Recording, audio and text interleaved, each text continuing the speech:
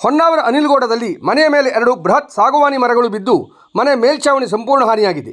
ಬೇರಂಗಿ ಗ್ರಾಮದ ಅನಿಲ್ಗೌಡ ಶಾಲೆ ಹಿತ್ತಲಕೇರಿ ನಿವಾಸಿ ಮೋಹಿನಿ ಸುಬ್ಬಾನಾಯ್ಕ್ ಅವರ ಮನೆಯ ಮೇಲೆ ರಾತ್ರಿ ಮಲಗಿದ್ದ ವೇಳೆ ತೀವ್ರ ತರಹದ ಗಾಳಿ ಮಳೆಯಾಗಿದ್ದು, ಇದರಿಂದ ಮನೆಯ ಹಿಂಬದಿ ಇದ್ದ 2 ಬೃಹತ್ ಮರಗಳು ಮನೆಯ ಮೇಲ್ಛಾವಣಿ ಮೇಲೆ ಬಿದ್ದು ಹಾನಿಯಾಗಿದೆ.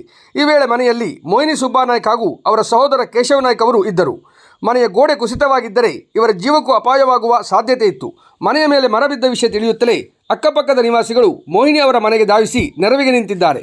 ಮೋಹಿನಿ ನಾಯ್ಕ್ ಅವರು ವಯೋವೃದ್ಧೆಯಾಗಿದ್ದು, ಇವರಿಗೆ ಓರ್ವ ಸಹೋದರಿ ಮಾತ್ರ ಇದ್ದಾರೆ.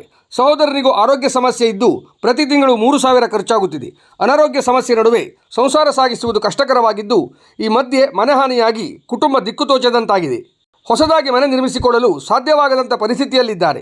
ಇರುವ ಮನೆಯ ದುರಸ್ತಿಯೂ ಮಾಡುವುದು ಇವರು ಈಗಿರುವ ಪರಿಸ್ಥಿತಿಯಲ್ಲಿ ತೀವ್ರ ಕಷ್ಟಕರವಾಗಿದೆ.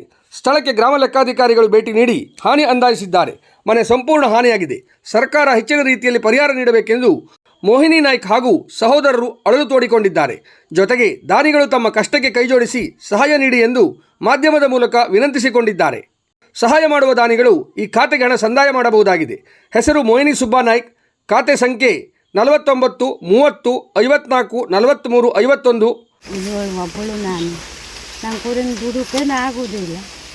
ಒಂದು ತಮ್ಮ ಇದ್ದವನು ಅವ್ನಿಗೆ ಹಾರ್ಟ್ ಬೇಕು. ಮತ್ತು ನಮಗೆ ಅವಸ್ಥೆ ಅನ್ಸೋದಿಲ್ಲ. ಮಣ್ಣು ಗೋಡೆ ಕಟ್ಕೊಳ್ಳೋಕ್ಕೂ ಆಗೋದಿಲ್ಲ, ದುಡುಕೋಕ್ಕೂ ಆಗೋದಿಲ್ಲ. ಅಕ್ಕಿ ಸುಮಾರು ಸಾಮಾನಿತ್ತು. ಮಳೆ ಬಂದಿತ್ತು, ಒದ್ದೋಯ್ತು, ತಗೋಕ್ಕಾಗಲಿಲ್ಲ. ಬಟ್ಟೆನೂ ಒಳಗಿತ್ತು, ಬಟ್ಟೆನೂ ಅನ್ಸೋದಿಲ್ಲ. ಒಟ್ಟು ನೀರಾಗ ಅದಕ್ಕೆ ಬಿದ್ದೋದು ಮಲಗಿದೆ. ಕಟ್ಟಿಗೆ ಮುಂದೋಳು ನಿದ್ರೆ ಬರಲ್ಲ. ನಾವು ಒಬ್ಬಳೆ ಒಳಗಡೆ ಗಾಳಿ ಬೇಕಾದ್ರೆ ಕೂತ್ಕೊಂಡಿದ್ವಿ. ಕೂತ್ಕೊಳ್ಬೇಕಾದ್ರೆ ಗಾಳಿ ಬಂದು ಅವಾಗ ಮರ ಮುದ್ಕೊಂಡು ಯಾರಿಗೆ ಬಂದು ಕೂತ್ಕೊಂಡೆ ಅಂಗಡದಲ್ಲಿ.